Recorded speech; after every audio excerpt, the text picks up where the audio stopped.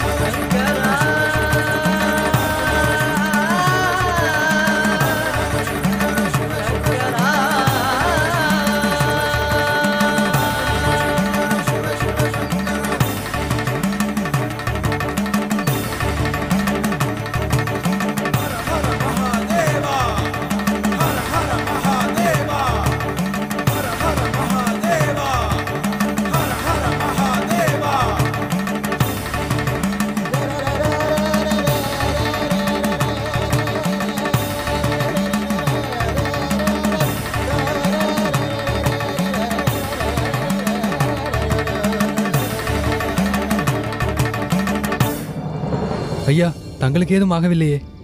இல்லை, இதோ செல்கிறாரே, இவர்தான் என்னை காப்பாற்றினார்.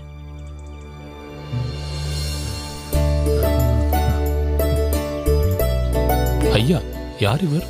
எப்படி உள்ளே வந்தார்? உள்ளே என்ன நடந்தது? இவர் யார் என்றே தெரியவில்லை. அக்கோர மிருகத்தை கொன்று இறைத்தொண்டிற்கு அவர்தான் உதவினார். என்ன கூறுகிறீர்கள்? தனியாளாக அம்மிருகத்தை கொன்றுவிட்டாரா? எங்களால் நம்பவே முடியவில்லை. என் கண்முன் பாய்ந்து வந்த மிருகத்தை அப்பரசால் எரிந்து கொன்றதை என் கண்ணாலே நான் பார்த்தேன். ஐயா, அவர் நிச்சயம் சாமானியனாக இருக்க முடியாது. அந்த இறைவனின் வடிவமாகத்தான் இருப்பார். நிச்சயமாக இப்படி ஒருவர் இருக்கையில் இனி வவனியில் என்னை போன்ற சிவனடியாருக்கோ உங்களை போன்ற மனிதர்களுக்கோ எந்த கவலையும் இல்லை. நம் கவலையை போக்க அந்த இறைவன் தான் அவரை அனுப்பியிருக்கிறார். அது மட்டும் நிச்சயம். அந்த இறைவனின் கருணையே கருணை. இவர் சற்று முன் வந்திருந்தால் நமது காளிங்கர் ஐயாவும் இந்த சந்தோஷத்தை நம்முடன் பகிர்ந்திருப்பார். இப்படி அந்த கொடிய மிருகத்திடம் இரையாயிருக்க மாட்டார். வேதனை கொள்ளாது சிவநாமத்தை தேடி அந்த சிவனை அடைய வேண்டுமென்று விதி இருந்திருக்கிறது. அதை யாரால் தடுக்க இயலும்? வாருங்கள் ஐயா, செல்வோம். வாருங்கள் சுவாமி. வாருங்கள்.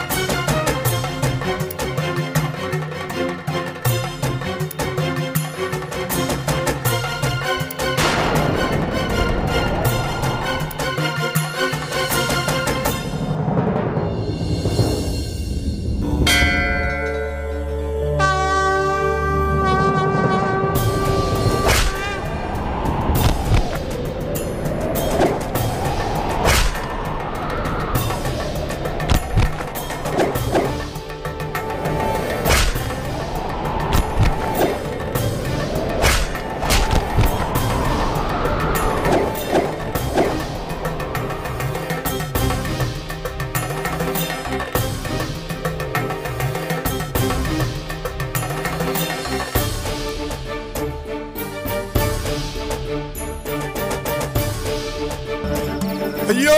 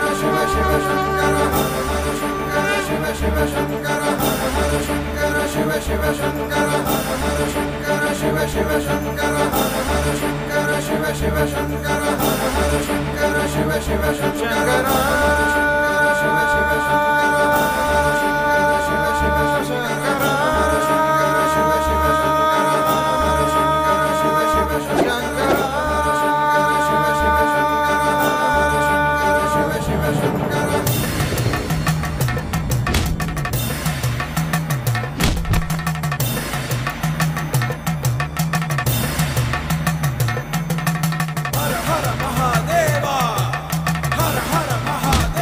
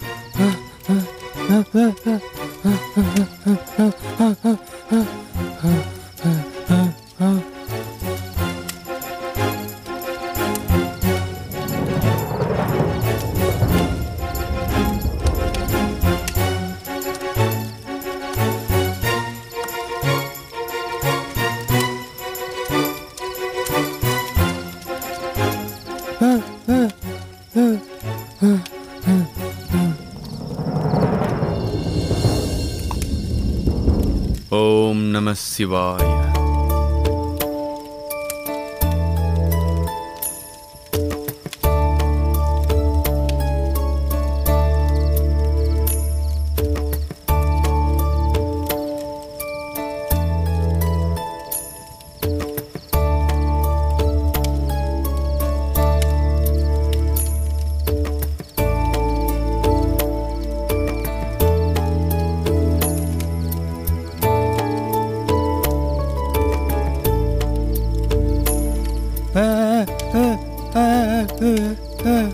என்னுடனா?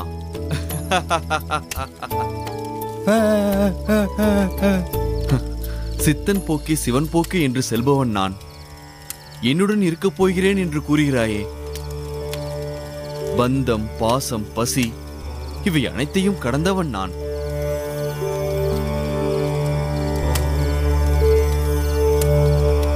என்ன துரை, ஒன்றும் புரியவில்லையா?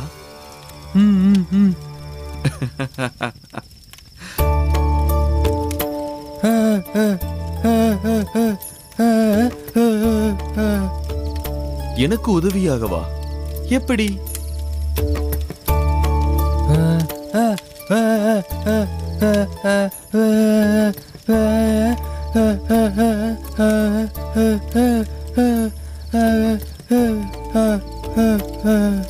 எனக்கு உதவியாக இருப்பதை விட சிவசேவை செய்பவர்களுக்கு உதவியாக இரு.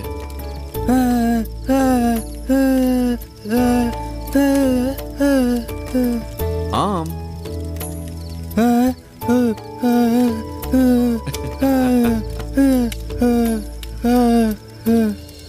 புரிகிறது, புரிகிறது. சரி, என்னுடன் இருந்து சிவனுக்கும் அவர் அடியார்களுக்கும் உன்னுடைய சேவையை தொடங்கு.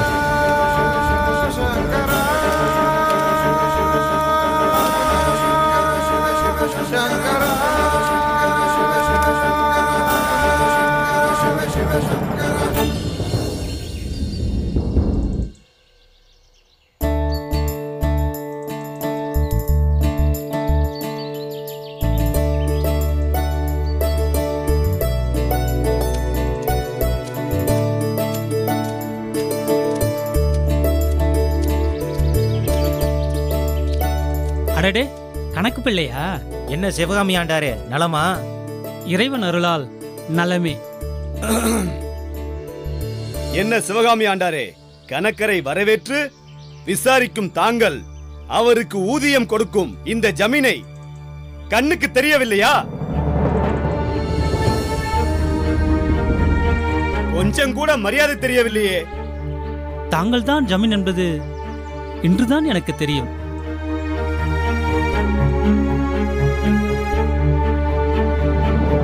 ஏய் குருக்களே, எள்ளி நகையாடுகிறீரா? உமக்கு எவ்வளவு திமிர்! இந்த ஊரில் இத்தனை நாளாய் ஜமீனாயிருக்கும் என்னை சிறு குழந்தை கூட கேட்டால் நான் யார் என்று சொல்லிவிடும். நீ தெரியாது என்கிறாயா?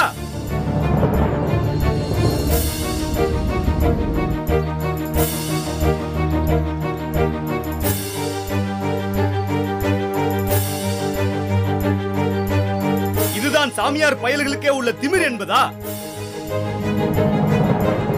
ஐயா, அவரை தவறாக எண்ணாதீர்கள். என்ன கணக்கா, நீயும் அவர் செயலுக்கு சார்ந்து பேசுகிறாயா?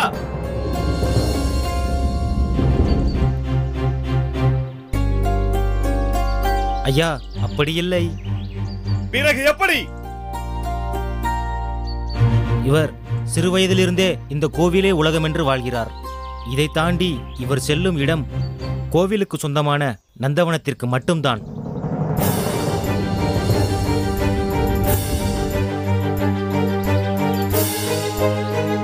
அதுவும் இறைவனுக்கு பூக்களை பறிக்கத்தான். வேற ஒன்றும் இவருக்கு தெரியாது. வேற எதன் மீதும் இவருக்கு நாட்டம் கிடையாது. அப்படியா? அந்த சிவனை தவிர இவருக்கு வேறொன்றும் தெரியாதா? ஆமாம். என்ன கணக்கா, அது தவறு இல்லையா? ஊர் பெரிய மனிதர் யார், செல்வந்தர் யார் என்பதை அறிந்து மதிப்பளித்து பேச வேண்டாமா? அதுதான முறை. ஐயா, இதுவரை உங்களை கோவில் பக்கமே பார்த்ததில்லை. அதனால் தான் தெரியவில்லை. இன்றுதானே இறைவனை நாடி வந்துள்ளீர். இனி உங்களை மறக்க மாட்டேன். எனக்கென்ன கணக்கர் போல வளத்தில் குறையா? இறைவனை நாடி வருவதற்கு நான் செல்வ செழிப்புடன் நன்றாகத்தான் இருக்கிறேன். பிறகு ஏன் நான் இறைவனை நாடி வர வேண்டும்?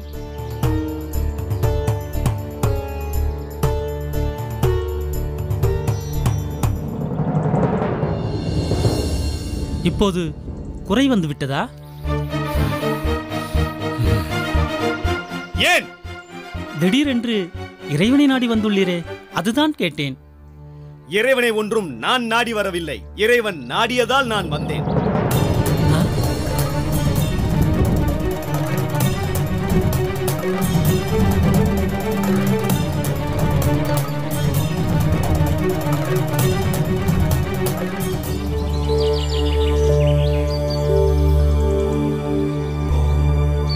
எனக்கென்ன கணக்கர் போல வளத்தில் குறையா?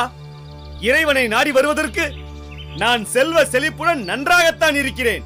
பிறகு ஏன் நான் இறைவனை நாடி வர வேண்டும்?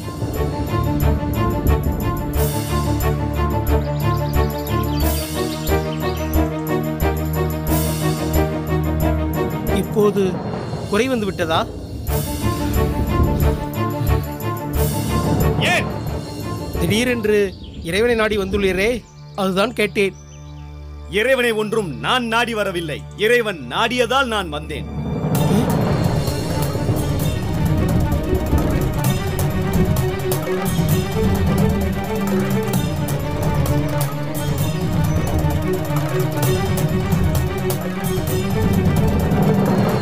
என்ன ஐயா?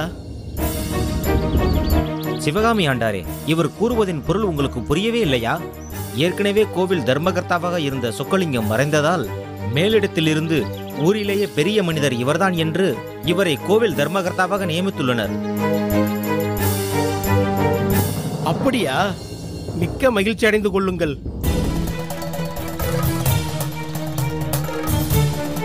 இறைவனுக்கு இப்படி சேவைகள் செய்வதற்கு பாக்கியம் செய்திருக்க வேண்டும். நான் ஏன் பாக்கியம் செய்ய வேண்டும்? என்னால் தான் இந்த கோவில் பாக்கியம் கொள்ளப் போகிறது.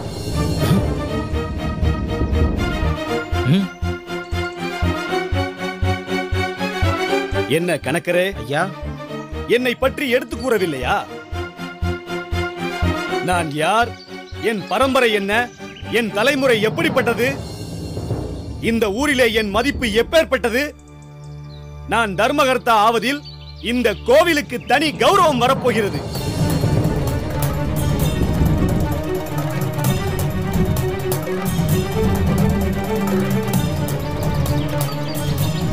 சிவகாமி ஆண்டாரே, நீங்கள் பூஜைகளை செய்யுங்கள். புது தர்மகர்த்தாவிற்காக சிறப்பு பூஜைகளை செய்யுங்கள். அது என்ன சிறப்பு பூஜை? இறைவனுக்கு அர்ச்சனை செய்கின்றோம். ஏழைக்கும் பணக்காரனுக்கும் பொதுவான கடவுளுக்கு பொதுவான மந்திரங்களை சொல்லியே செய்கின்றோம். இதில் என்ன சிறப்பு பூஜை? மிகவும் சிறப்பான பூஜை என்றால் என்னவென்றே புரியவில்லை. என்னையா இவன் தராதரம் புரியாமல் பேசுகிறான்? நான் யார்? மற்றவர்களைப் போல அர்ச்சனை செய்தால் எனக்கு என்ன மரியாதை?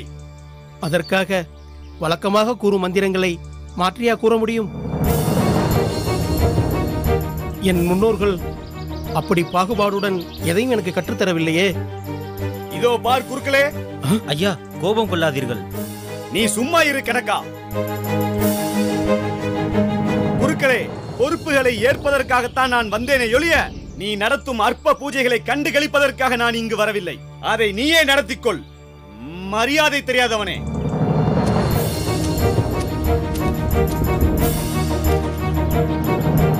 அற்புத பூஜையா? கணக்கரே, இவர் என்ன இப்படி பேசுகிறார்?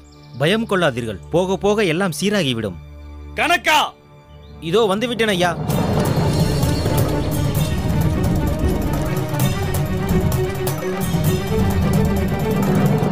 இனி எல்லாம் உன் செயலப்பா சிவதா.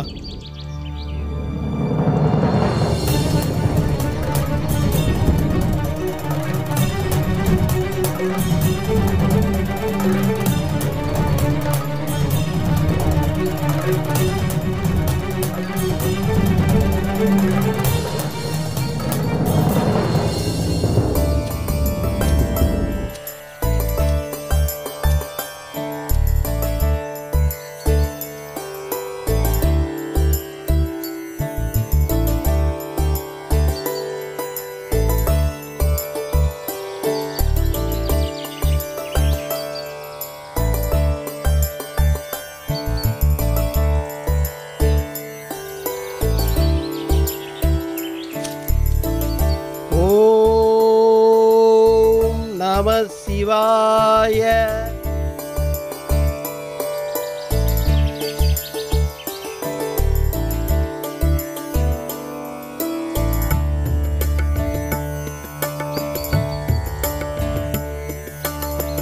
ஆதிக்கும் ஆதி அது, பாதிக்கும் பாதி அது, மீதிக்கும் மீதியது. நம சிவாய. ஆதிக்கும் ஆதி அது, பாதிக்கும் பாதி அது, மீதிக்கும் மீதியது. நம சிவாய. நீதி தரிசனமே நிதர்சனம் சத்தியமே. ஆ ஆ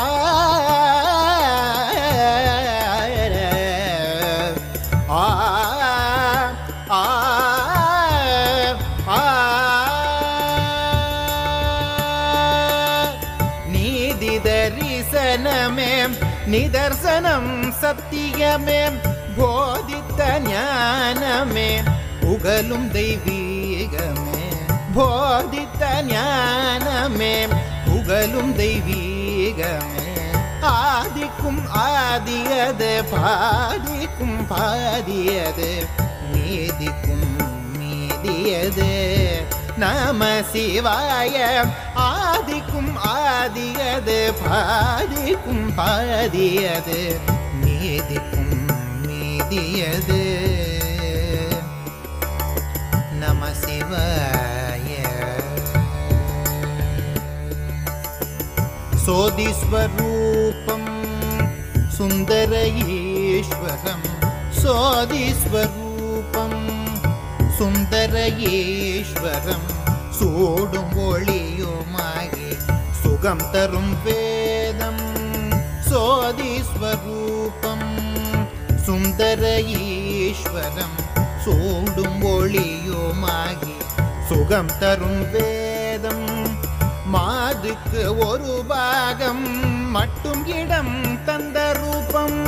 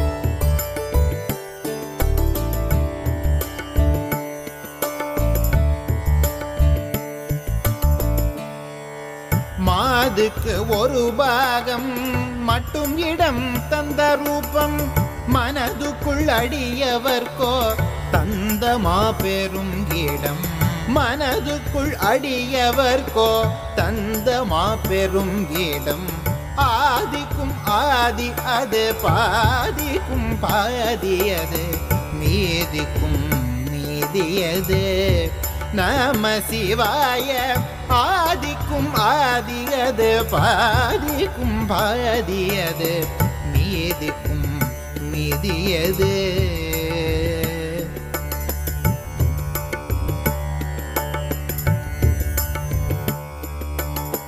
நீதி தரிசனமே நிதர்சனம் சத்தியமே போதித்த ஞானமே புகழும் தெய்வீகமே போதித்த ஞானமே புகழும் தெய்வீகமே ஆதிக்கும் ஆதி அது பாதிக்கும் பாதி அது மீதிக்கும் மீதியது நம சிவாய ஆதிக்கும் ஆதி அது பாதிக்கும் பாதி அது மீதிக்கும் மீதியது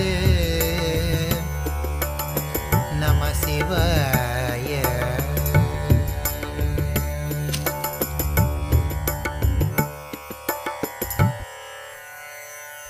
மாதுக்கு ஒரு பாகம் மட்டும் இடம் தந்த ரூபம் மனதுக்குள் அடியவர்க்கோ தந்த மாபெரும் இடம் மனதுக்குள் அடியவர்க்கோ தந்த மாபெரும் இடம் ஆதிக்கும் ஆதி அது பாதிக்கும் பாதி அது மீதிக்கும் மீதியது நம சிவாய ஆதிக்கும் ஆதி அது பாதிக்கும் பாதி அது மீதிக்கும் மீதியது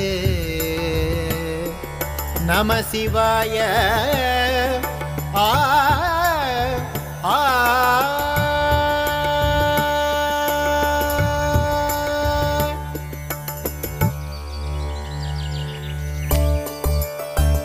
ஓம் நம சிவாய.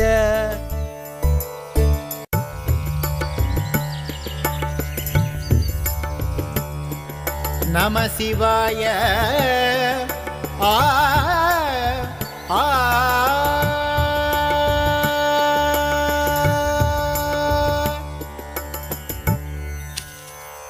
ஓம் நம சிவாய.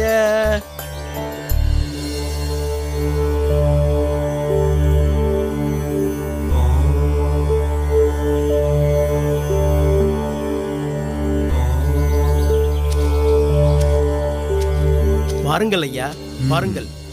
தங்களை போன்ற அடியார்களை கண்டது என் பாக்கியம் ஐயா. நான் இங்கு வந்தேன். உன் பாடல்தான் எம்மை கடிவாளம் போட்டு இங்கு இழுத்து வந்தது. ஐயா, இறைவனுக்காக இயற்கை அற்புதமாக பூத்திருந்தது. அதை கண்ட பேரானந்தத்தில் தானா என்னுள் பாடல் ஊற்றெடுத்து விட்டது. உங்கள் பாடல், அடடா, அந்த இறைவன் திருமேனியை கண்டு அனுபவித்து ஆனந்தம் அளித்ததையா. தங்களை இதுவரையில் இவ்வூரில் பார்த்ததில்லையே. தாங்கள் இறை தொண்டினை நாடி தேடி சென்று செய்யும் அடியவன் நான். இறைக்காக உயிர் உருகும் அன்பர்களுக்கு எந்த இடையூறும் இன்றி அவர்களுக்கு தொண்டாற்றுவதே என்னுடைய வேலை.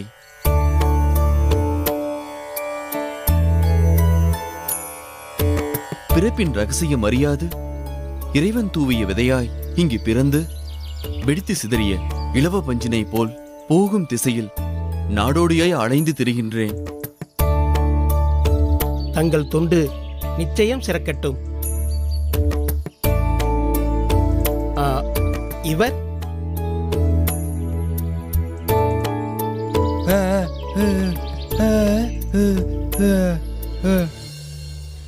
இவன் என்ன கூறுகிறான்?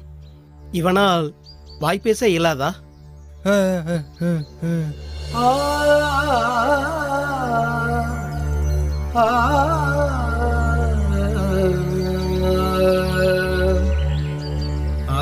சரியப்பா, இறைவனை வேண்டிக்கொள், நிச்சயம் குரல் வந்துவிடும்.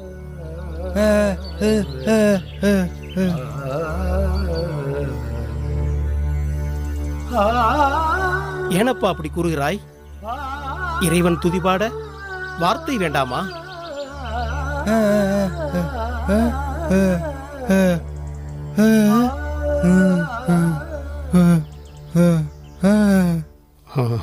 ஓ, இறைவனை காண கண்போதும் மனதால் அவரை துதிபாடிக் கொள்கிறேன் என்று கூறுகிறாயா? அதுவும் சரிதான். ஆமாம், நீ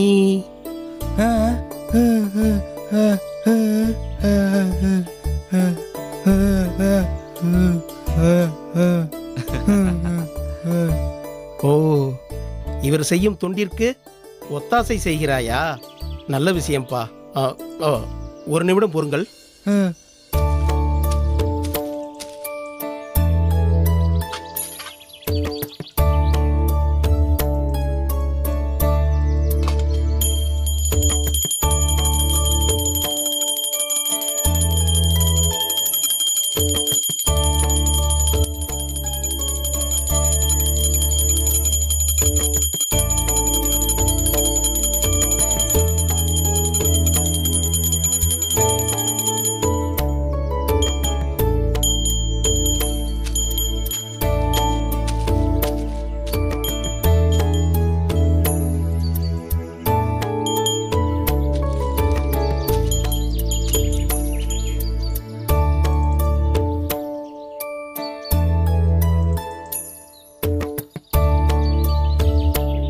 வா கோமதி. ஐயா, இவனும் உங்களை போன்றுதான். இறைவன் என்றால் உயிரையே விட்டுவிடுவான். இறை தொண்டும் சிவத்தொண்டும் தான் இவன் தலையாய தொண்டு செய்கிறான். வணக்கம் ஐயா. நல்ல பையன். பாவம், உற்றார் உறவினர் என்று யாரும் இவனுக்கில்லை. ஐயா, உறவின் மூலமாய் இறைவன் இருக்கையில் அதை பற்றி எனக்கென்ன கவலை? சரியாகத்தான் அனைவரும் பேசுகின்றனர். ஆமாம், காலையிலே பூஜைக்கு வந்துவிட்டாய், வேலைக்கு செல்லவில்லையா? இங்கு நிற்கும் எரிபத்தரை காணத்தான் வந்தேன்.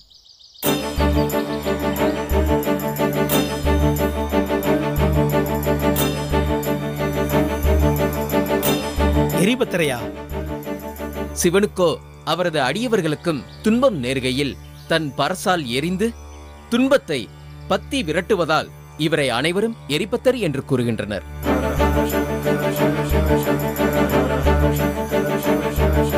அப்படியா? இவ்வளவு நேரம் இவர் பெயர் கேட்க தவறிவிட்டேனே. ஆமாம், இவரையே நீ சந்திக்க வந்தாய்? ஏதேனும் உதவியா? ஐயா, உங்களுக்கு தெரியாதது ஒன்றுமில்லை. சிவத்தொண்டு செய்வதுதான் என் குறிக்கோள். அதில் என்னை முழுமையாக மூழ்கடித்துக் கொள்ளத்தான் வெகுகாலமாய் முயற்சி செய்து வருகிறேன்.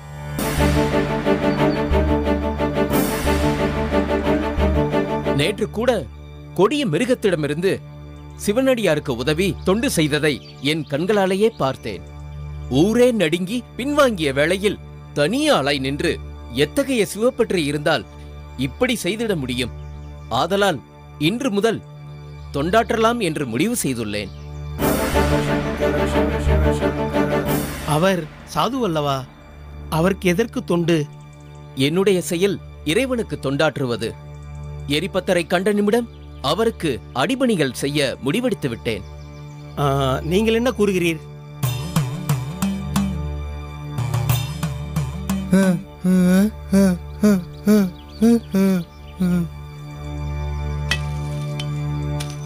ஐயா, ஐயா, இப்படி பதில் கூறாது சென்று விட்டாரே. ஒருவேளை இதில் அவருக்கு விருப்பம் இல்லையோ? நான் அவரது குடிலுக்கு சென்றே அவர் சம்மதம் பெற்று வருகிறேன். சென்று வா.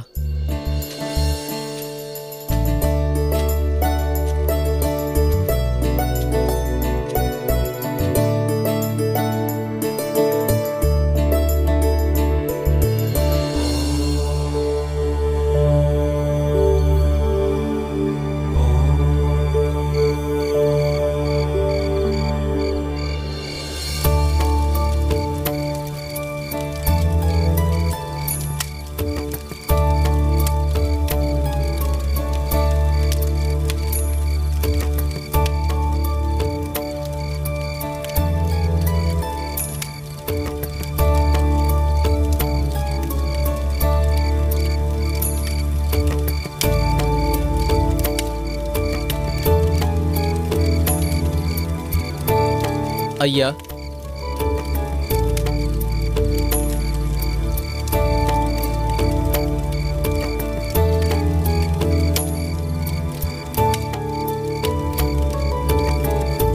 ஐயா, தங்களை காண கோவிலுக்கு வந்தேன். தாங்கள் பதிலளிக்கவில்லையே. இங்கும் வந்துள்ளேன், கண்டுகொள்ளாத இருக்கின்றீரே.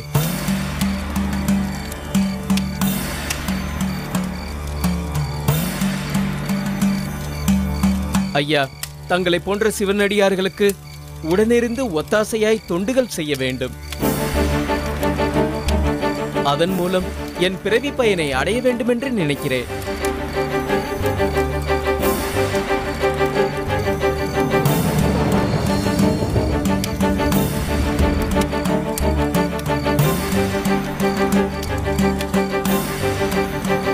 அதற்கு தாங்கள் தான் அனுமதி அளித்து இந்த அடியவனுக்கு ஆசி வழங்க வேண்டும். என்னையா, எதற்கும் வாய் தரவாமல் இருக்கின்றீரே.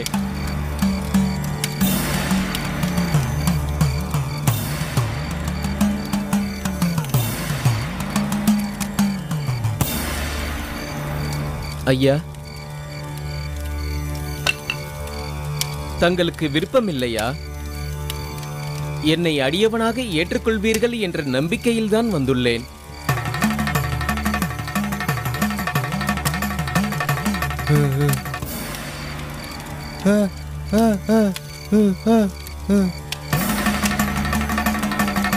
ஏன் ஐயா, தங்களுக்கு தொண்டு செய்யும் தகுதி இல்லையா? தங்கள் மரநிழலில் இந்த அடியவன் இளைப்பாறக்கூடாதா?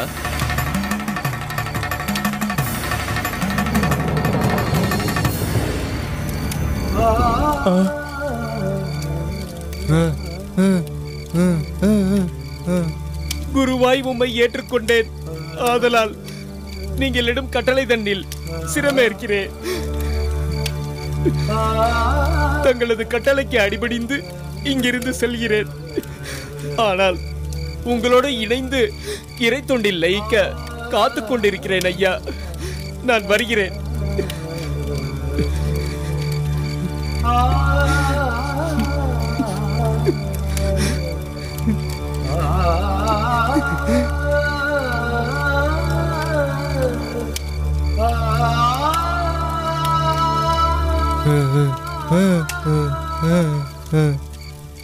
பாவமா, யாரையும் வார்த்தையால் அழைக்காதே. இங்கு யாரும் பாவம் கிடையாது. உன்னை பாவம் வாய் பேச முடியாதவன் என்றால் உன் மனம் மகிழ்ச்சி அடையுமா?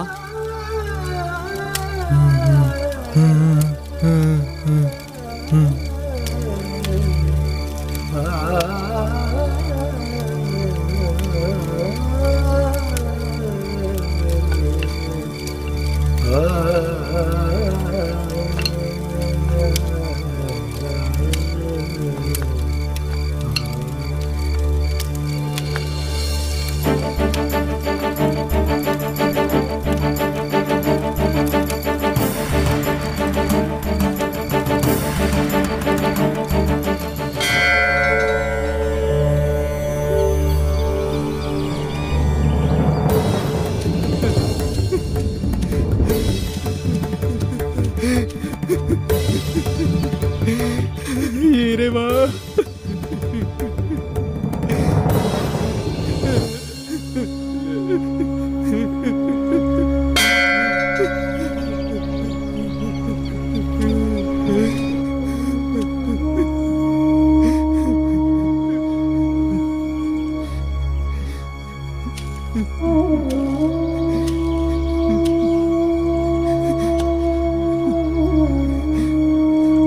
கோமதி,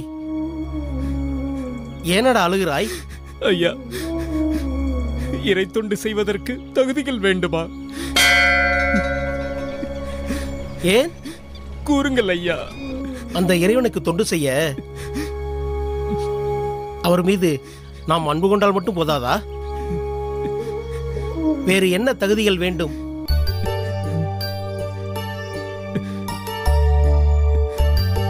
இல்லை ஐயா, நான் அந்த எரிபத்தரிடம் தொண்டாற்றலாம் என்று கேட்டேன். ஆமாம், சென்றாய். என்னவானது? தொண்டுகள் செய்தாயா? அவர் உன்னை ஏற்றுக்கொண்டாரா?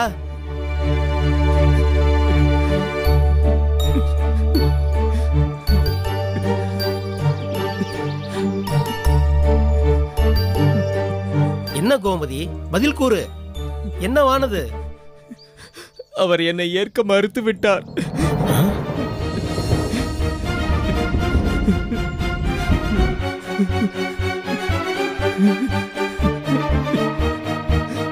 அட, இதற்குத்தான் கண்ணீர் சிந்துகிறாயா?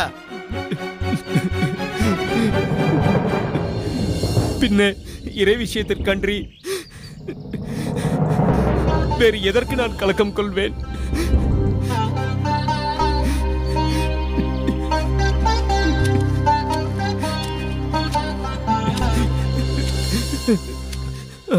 வாருங்கள் வாருங்கள், உங்கள் குருவை பற்றி தான் பேசிக் கொண்டிருக்கிறோம்.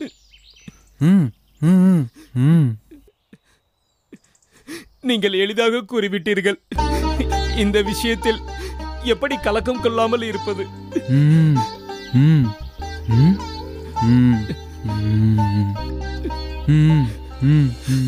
புரியவில்லையே. எதற்கும் ஒரு காரணம் இருக்கும். எரிபக்தர் சாதாரணமாக இப்படி கூறியிருக்க மாட்டார். அவர் செயலில் அர்த்தம் இருக்கும். அது தெரியும் வரை பொறுத்திரு என்கிறார்.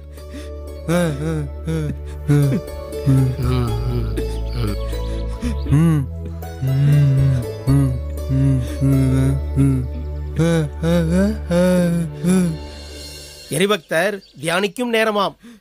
அவர் தியானம் முடிந்ததும் இதை பற்றி துரை பேசுவதாக கூறுகிறார். நிஜமாகவா?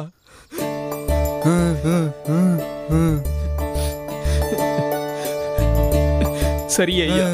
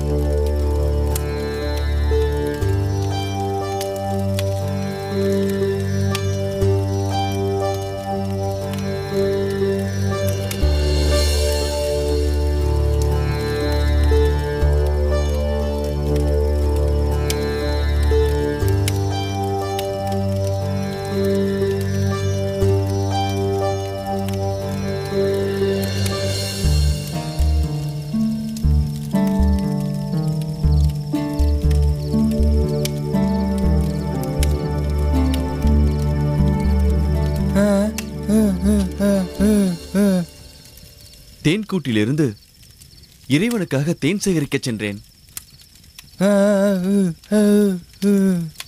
நீ வர தாமதமானதால் அதான் நானே சென்று வந்துள்ளேன்.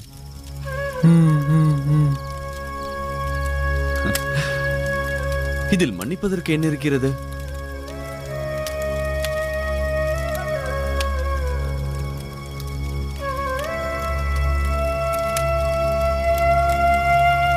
என்ன துரை, ஏதோ கேட்க வந்து தயங்கி நிற்கிறாய்?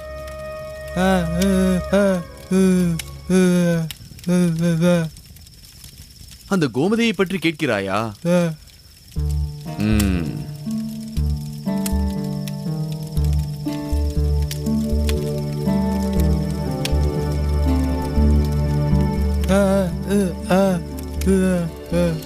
அவன் செய்யும் சேவை இறைவனுக்கு அனுதினமும் அஷ்டபூஜை தொண்டு அவன் நம்மிடம் கருதுவதும் அதுதான்.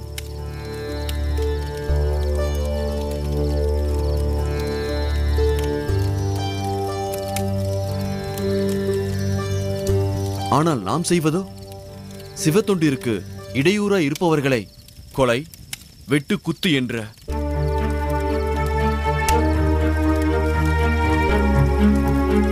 நாம் செய்யும் இச்செயல் நல்லவற்றுக்கானாலும் இந்த ரௌத்திர சம்பவங்கள் நம் கர்ம வினையில் சேரத்தான் செய்யும்.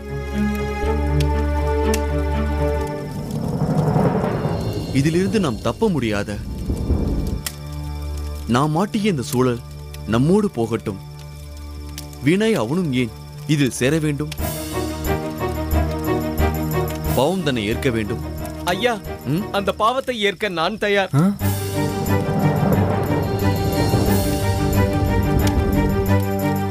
இறை தொண்டிற்காக, சிவனுக்காக எத்தகு பாவத்தையும் சுமக்க நான் தயாராக உள்ளேன்.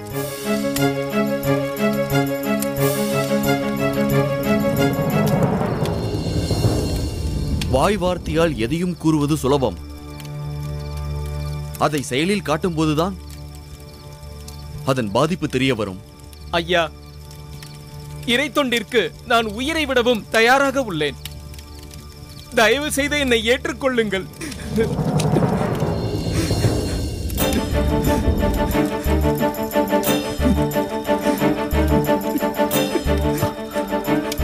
இறைவா,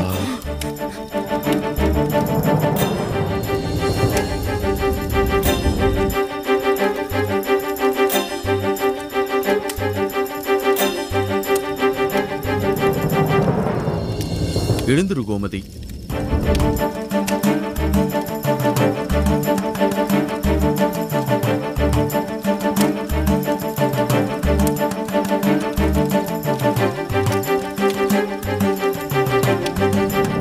உன்னை காணும்போது சில நாட்களுக்கு முன்பு என்னையே கண்டது போல் உள்ளது. சரி, நீ எனக்காக சேவைகள் எதுவும் செய்யக்கூடாது. இந்த சிவனுக்காக என்ன தேவையோ அதை செய்தால் போதும்.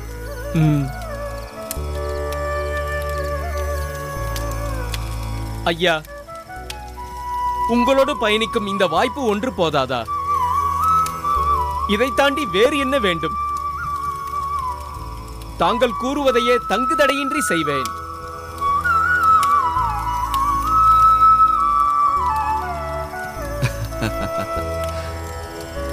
வாருங்கள், பூஜை செய்வோம்.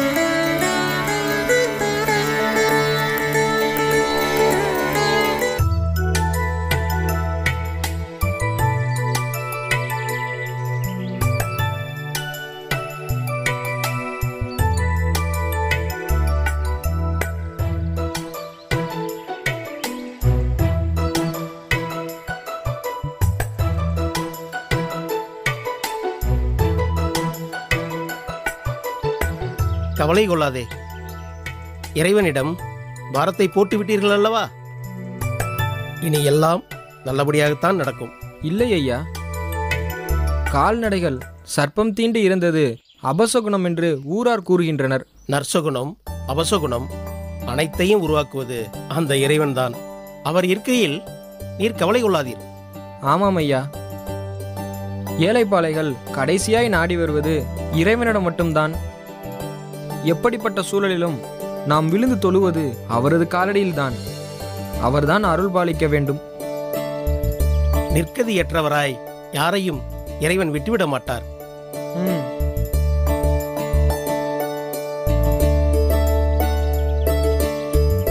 வணக்கம் ஐயா. வணக்கம். ஓம் நம சிவாய. வாருங்கள் ஐயா, வாருங்கள்.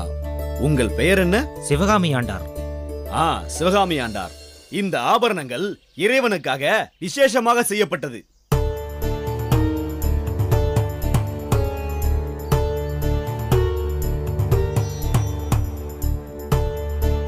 அதுவும் எவ்வளவு செலவானாலும் பரவாயில்லை என்று பார்த்து பார்த்து செய்யப்பட்டது. இதை இறைவனுக்கு சாத்துங்கள்.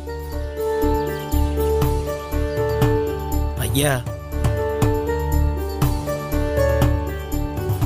என்ன சிவகாமி ஆண்டாரே, இது நாள் வரை கோவில் தலைமையில் இருந்தவர்களுக்கு சிறிதும் பொறுப்பேதும் இல்லை. தங்கள் உடலில் தங்கங்களை சுமந்து கொண்டு இறைவனை அந்தரத்தில் விட்டுவிட்டனர். ஆனால் நான் அப்படி இல்லை. என் நிர்வாகத்தில் இறைவனை வெறுமனே விட்டுவிட மாட்டேன்.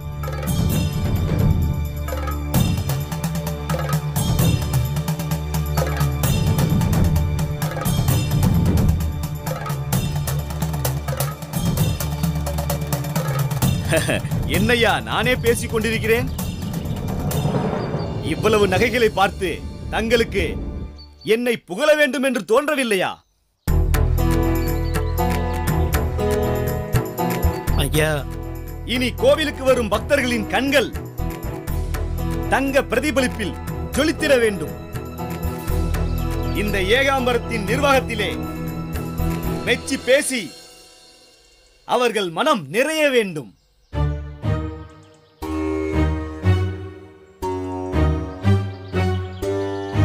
ஐயா, சற்று ஏமாற்றத்தை பொறுத்தருள வேண்டும்.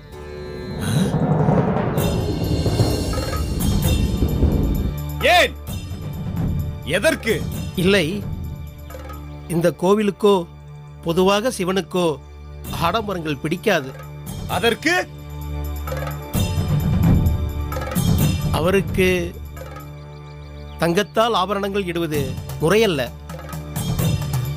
அதனால் இதை ஏற்று அவருக்கு சூட்ட இயலாது.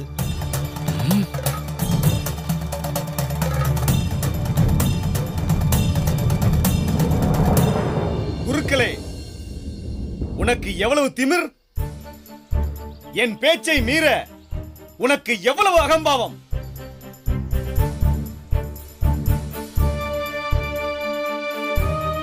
ஐயா, எது முறையோ அதைத்தானே செய்ய முடியும். ஒரு வேட்டைக்காரன் தலைமையேற்று மாமிசம் படைத்தால் அதை இறைவனுக்கு சமர்ப்பிக்க முடியுமா?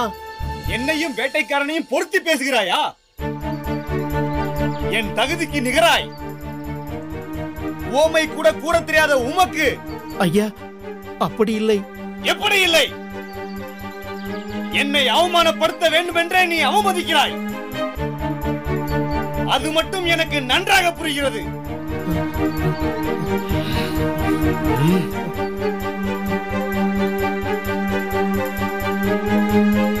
இறுதியாக கேட்கிறேன், இதை கடவுளுக்கு சாத்த முடியுமா முடியாதா?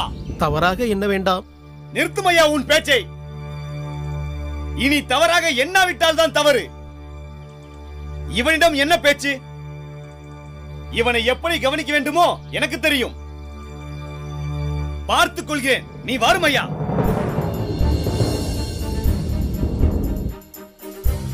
இப்போது நான் என்ன தவறாக கூறிவிட்டேன்? இப்படி கோவித்துக் கொள்கிறார்? இறைவா,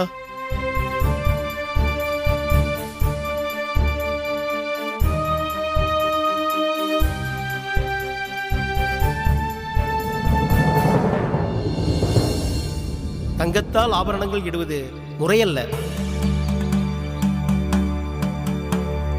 ஒரு வேட்டைக்காரன் தலைமையேற்று மாமிசம் படைத்தால் அதை இறைவனுக்கு சமர்ப்பிக்க முடியுமா?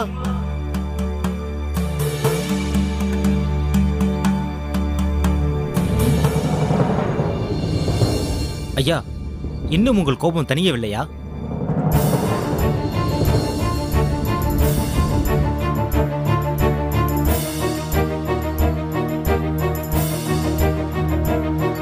என்ன கணக்கரே? ஐயா, நடந்தவைகளை கண்டால் உனக்கு ஏளனமாக உள்ளதா? என்னையா அப்படி கேட்கிறீர்கள்? நான் அப்படி எண்ணுவேனா? பின்பு ஏதும் எண்ணாமலா இப்படி கேட்கிறாய்? ஐயா, நான் யதார்த்தமாகத்தான் கேட்டேன். ஆனால் உங்கள் முன் நிற்கும் கோபம் அனைத்தையும் தவறாக எண்ணும்படி உங்களை தூண்டி விடுகிறது. யார் நான் தவறாக எண்ணுகிறேன் என்று கூறுகிறாயா? ஐயா, கோபம் கொள்ள வேண்டாம். ஒருவருக்கு கோபம் ஏற்பட்டால் அது சில கணங்களில் மறைந்துவிடும். ஆனால் நீங்கள் கோவிலில் நடந்து முடிந்த ஒன்றை வீடு வந்தும் மறவாமல் இருக்கிறீர்களே, அதனால் தான் அப்படி கேட்டேன். நீயும் என்னுடன் தானே இருந்தாய். அவன் பேசியதால் ஏற்பட்ட வலி சில கணங்களில் மறைந்து விடுமா என்ன? மறக்கும்படியா பேசினான்? அவன் பேசியது என்றும் என் மனதில் ஆறாத வடுவாகத்தான் இருக்கும். ஐயா, அவர் குருக்கள். அதற்காக உயர்ந்த பொறுப்பில் இருப்பவரை ஊரார் முன் அவமதிப்பான்? அதை மறந்து நான் மன்னிக்க வேண்டுமா? அனைத்தையும் மறந்து மன்னிக்க நான் என்ன இறைவனா? இல்லை, நான் என்ன செய்தாலும் பொறுத்து நம்மை தாங்கி நிற்கும் பூமியின் மைந்தனா? ஐயா, சரி கணக்கரே, நீர் சொல்லும்படியே வைத்துக் கொள்வோம். நான் யார்? கோவில் தர்மகர்த்தா, இந்த ஊரில் மிக மிக முக்கியமானவர்களில் ஒருவர். பரவாயில்லையே, நீயும் நன்றாகத்தான் பேசுகிறாய். அவன் யார்? அக்கோவிலின் குருக்கள். அவனோ சாதாரண குருக்கள். நான் அக்கோவிலின் தர்மகர்த்தா. அவன் நான் சொன்னதை மறுத்தது மட்டும் உத்தமமோ? என்னையா அமைதியாக நிற்கின்றீர்? இதற்கு பதில் கூறும். ஐயா, அவர் சிவன் மீது அதிக பக்தி உள்ளவர். அதனால் அவர் இறைவனுக்கு உகந்ததை மட்டுமே செய்வார். நான் என்ன தவறாக செய்ய சொன்னேன்? இறைவனுக்கு தங்கத்தால் ஆன நகைகளை அலங்காரம் செய்யும்படி கூறினேன். அதில் என்ன தவறு உள்ளது என்று எனக்கு புரியவில்லையே. தாங்கள் கூறுவது அனைத்தும் சரிதான். ஆனால் நாம் அவ்வப்போது ஒன்றை மறந்து விடுகிறோம். மறந்து விடுகிறோமா? அப்படி நாம் எதை மறந்து விட்டோம்? ஐயா, இக்கோவிலில் உள்ள ஈசனுக்கு தங்க ஆபரணங்கள் அணியக்கூடாது என்ற ஒரு சட்டம் உண்டு. அதனால்தான் அவர் அவ்வாறு பேசியிருப்பார். என்னையா சட்டம் என்று கூறுகிறாய்? சட்டம் போடுவதே அதை உடைத்தெறிவதற்குத்தானே. சட்டத்தை போடுவதே என் போன்ற அந்தஸ்தில் உள்ளவர்கள் தானே. ஐயா, என்னையா இழுக்கிறாய்? இன்னும் உனக்கு விளங்கவில்லை என்று நினைக்கிறேன். உனக்கு ஒரு பழமொழி கூறுகிறேன், கேள். ஊருக்கு உதவினால் இறைவன் நம்மை கைவிட மாட்டான். நான் எப்படி இருக்கிறேன்? நன்றாக உள்ளீர்கள் ஐயா. நான் அப்பழமொழிக்கேற்ப நடந்து கொள்கிறேனா? இல்லை, அதை மீறியதால் அந்த இறைவன் என்னை தண்டித்து விட்டாரா?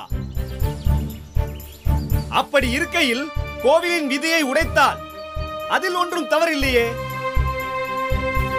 இவ்வுலகில் இறைவனை விட உயர்ந்தவர்கள் யார் என்று தெரியுமா? தனக்கு கொடுத்த பணியை ஒரு குறையும் இல்லாமல் செய்பவர்கள் தான். அது நன்றாக தெரியும் ஐயா. அவர்களுக்கே அந்த நிலைதான். அப்படி இருக்கையில் அந்த குருக்கள் நிலை என்ன என்று யோசித்துப் பார். ஐயா, அப்படி எதுவும் செய்து விடாதீர்கள். அவர் மிகவும் நல்லவர். எனக்காக அவரை மன்னித்து விடுங்கள். என்ன கணக்கன் அவனுக்காக பரிந்து பேசுகிறான்? ஒருவேளை இவனுக்கும் அந்த குருக்களுக்கும் ஏதேனும் பந்தம் இருக்குமோ? அப்படி என்ன பெரிதாக இருக்கப் போகின்றது? இவன் எனக்காக ஊழியம் செய்பவன், அந்த குருக்கள் சிவபெருமானுக்கு சேவை செய்பவன். ஊழியர்களுக்கு இருக்கும் பந்தம் போல எதற்கும் இவனிடம் சற்று எச்சரிக்கையாகவே இருப்பதுதான் நன்று. ஆம், இவன் என்ன கூறினாலும் அந்த குருக்களை மன்னிப்பதற்கு என் மனம் ஒப்பவில்லையே. சிவபெருமானுக்கு ஊழியம் செய்யும் ஒரு சாதாரண குருக்கள் இந்த ஊரையே கட்டிக்காக்கும் என்னையே அவமானப்படுத்திவிட்டான். அவனுக்கு ஒரு பாடத்தை கற்பிக்காமல் எப்படி மன்னிப்பது? அந்த குருக்களுக்கு நான் புகட்டப் போகும் பாடம் இந்த ஊரார் அனைவருக்கும் ஒரு உதாரணமாக அமைய வேண்டும். குருக்களை தண்டிக்கப் போவது என்பது உறுதி. அதை பொறுத்திருந்துதான் செய்ய வேண்டும். அதை யாரும் மறவாமல் இருக்கும்படி இருக்க வேண்டும். அதற்கு சில காலங்கள் தேவைப்படும். அதுவரையில் இவர்களை விட்டுவிடுவோம். இதற்காகவே ஒரு காலம் வரும். அப்பொழுது இவர்களை கவனித்துக் கொள்கின்றேன். சரி, இம்முறை மன்னிப்பது போல விட்டுவிட்டு பின்பு இவனையும் அந்த குருக்களையும் கையும் களவுமாக பிடிப்போம். அப்படியே செய்வோம். சரி, உனக்காக அவனை இம்முறை மன்னிக்கின்றேன். இது போன்று மறுமுறை நடக்காமல் இருந்தால் நல்லது. இதில் ஏதும் தவறு ஏற்பட்டால் மீண்டும் இந்த குருக்கள் இருக்க மாட்டார். சரி ஐயா, அதை நான் பார்த்துக் கொள்கிறேன் ஐயா. கணக்கரே, நீதான் அதை கவனித்துக் கொள்ள வேண்டும்.